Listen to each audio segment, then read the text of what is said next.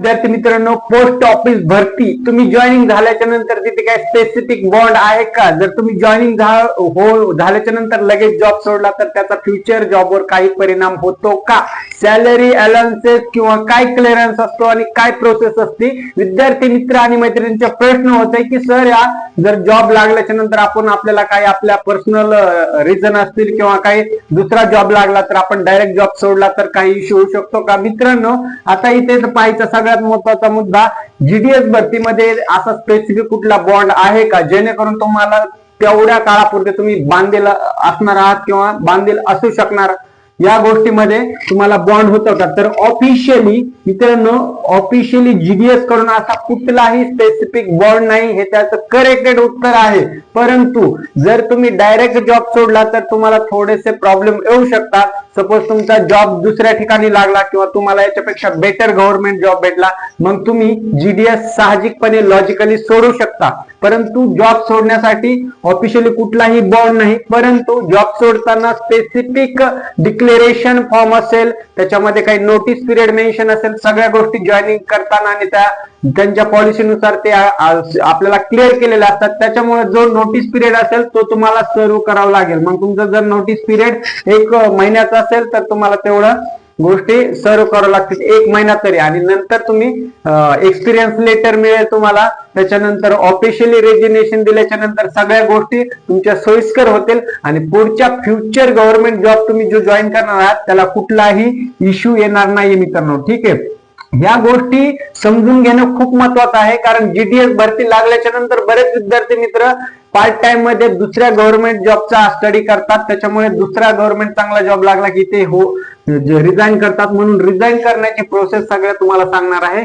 Joint declaration form असतो, officially कुठलाही bond नाही. हा झाला पहिला आपला मुद्दा. दुसरा मुद्दा आहे मित्रांनो, जॉब सोडल्यावर सॅलरी अलाउन्सेसचं काय होतं हे बघा. प्रत्येक डिपार्टमेंट मध्ये, मग ते प्रायव्हेट असो किंवा गव्हर्नमेंट, तुम्ही जर जॉब सोडला तर तुमचे काही जे अलाउन्सेस असतात, गव्हर्नमेंट अलाउन्सेस किंवा तुमची सॅलरी, त्याची सेटलमेंट फायनल केली जात असते. त्याच्यामध्ये तुमचे जेवढे काही गव्हर्नमेंट अलाउन्सेस असतात ते थोडक्यामध्ये स्टोअर झालेले असतात. तुमचे इतरत्र ज्या फॅसिलिटी असतात त्या तुम्हाला मिळणार असतात. जॉब सोडताना तुमची सॅलरी सुद्धा शेवटच्या महिन्यामध्ये सेटलमेंट केली जाते, प्लस अलाउन्सेस सेटलमेंट केले जातात.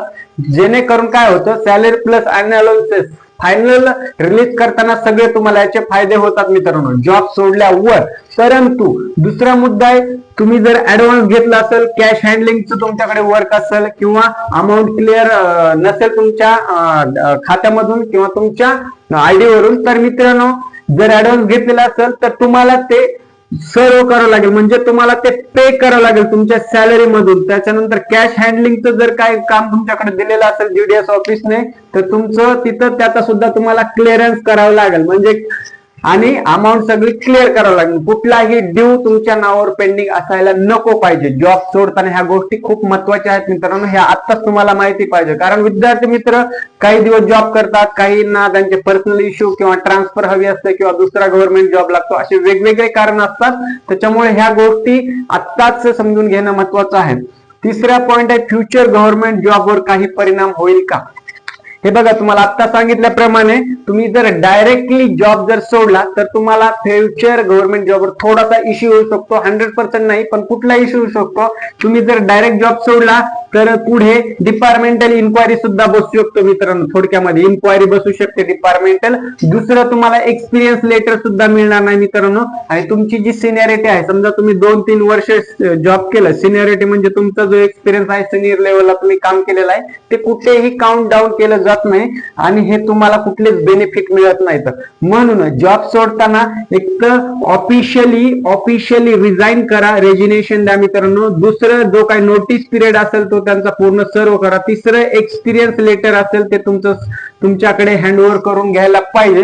ह्या जर 3-4 गोष्टी आणि शेवटचं एनओसी असते ते एक तुम्हाला देत असतं. त्या 3-4 पॉईंट आहेत. जॉब सोडताना ह्या गोष्टी तुमच्याकडे फायनली आल्याच पाहिजे at the end of your last day of your job. Okay, so इथे फ्युचर गव्हर्नमेंटवर कुठलाही इश्यू येणार नाही, परंतु जर तुम्ही ऑफिशियली सगळ्या गोष्टी केलेल्या असतील तर.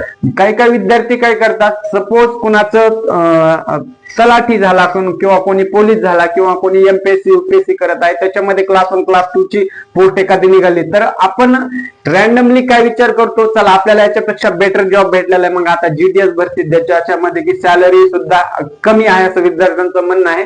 मग एवढ्याच सॅलरी जॉब करण्यापेक्षा आपली जी मोठी पोस्ट आहे आणि गव्हर्नमेंट फुल टाइम गव्हर्नमेंट जिथे प्रोफाईल आहे तिथे कोणीही लॉजिकली जॉईन करणार असतो. परंतु इथे रॅन्डमपणा घेऊन रॅन्डमली कसंही तुम्ही रिझाईन करू शकत नाही. ऑफिशियली ज्या जीडीएस चे जे काही रूल्स रेग्युलेशन आहेत त्यानुसारच तुम्हाला इथे सगळ्या गोष्टी कराव्या लागणार आहेत मित्रांनो. ठीक आहे. प्रमोशन आधी जॉब सोडल्यास काय होते. सेकंड लास्ट पॉइंट आहे, प्रमोशनच्या अगोदर जॉब सोडलं तर काय होऊ शकते.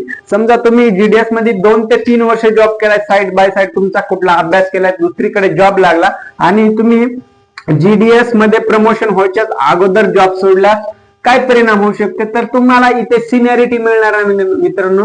त्याच्यानंतर तुमचा एक्सपिरियन्स हा जीडीएसचाच काउंट केला जाईल, कारण प्रमोशन झालं नसल्यामुळे जीडीएसच्याच प्रोफाईलवर तुम्हाला इथे हे होईल. म्हणून शक्यतो जर प्रमोशन झाल्याच्या नंतर जॉब सोडला तर बेस्ट राहील माझ्या मते मित्रांनो. परंतु आता एक कंडिशन इथे असते, समजा दुसरीकडे तुमचं चांगल्या प्रोफाईलला सिलेक्शन झालं आणि मग प्रमोशन नाही, डायरेक्टली जॉब सोडू शकतो का. हो सोडू शकतो, परंतु ऑफिशियली त्यांच्या सगळ्या रूल्स फॉलो करून तुम्हाला जॉब सोडणं खूप गरजेचं आहे मित्रांनो. म्हणून ट्रेनिंग मागून जॉब सोडणं योग्य आहे का, सॉरी ट्रान्सफर मागून जॉब सोडणं योग्य आहे का.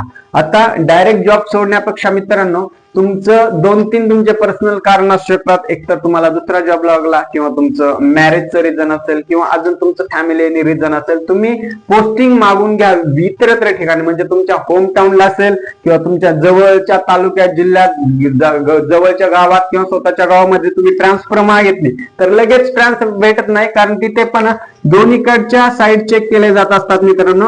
म्हणजे सपोज तुम्ही गावामध्ये जॉब करताय, तुम्हाला पाहिजे आहे ट्रान्सफर बी गावामध्ये, तर इथून इथे येण्यासाठी सुद्धा त्यांची काय प्रोसेस असते, इथे सुद्धा व्हॅकन्सी अवेलेबल असणं आवश्यक आहे, किंवा ए आणि बी ह्या दोन्ही कॅन्डिडेटला पॅरलली इकडून तिकडे ट्रान्सफर होण्याची गरज असल्यास तुम्हाला इथे इझिली ट्रान्सफर मिळू शकतं. परंतु एच्या ठिकाणून बीच्या ठिकाणी जायचं म्हटलं तर त्या सगळ्या गोष्टी तुम्हाला अगोदर क्लिअर असणं महत्वाचं आहे. आणि ट्रान्सफर मागून जॉब सोडला तर काय होते, हे बघा, डायरेक्ट जॉब सोडण्यापेक्षा माझं मत असं राहील मित्रांनो, ट्रान्सफर अगोदर मागा.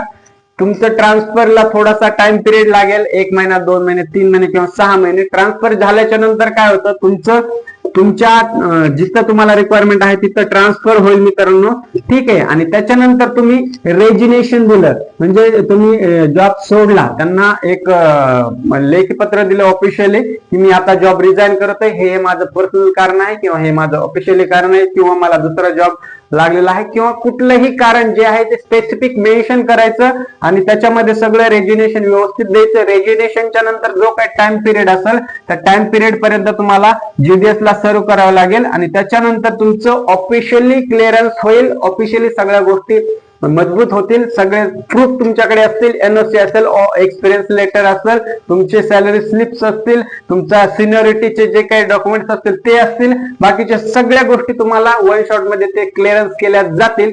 परंतु सगळ्यात महत्वाचा मेन मुद्दा म्हणजे जर तुमच्याकडे असं काही कॅश हँडलिंगचं काही डिपार्टमेंट असेल या फिर तुमचं काही ऍडव्हान्स घेतलेलं असेल जीडीएस कडून, कारण जीडीएस मध्ये जरी सेमी गव्हर्नमेंट जॉब नसला, टीआरसी बेस हा जॉब आहे मित्रांनो.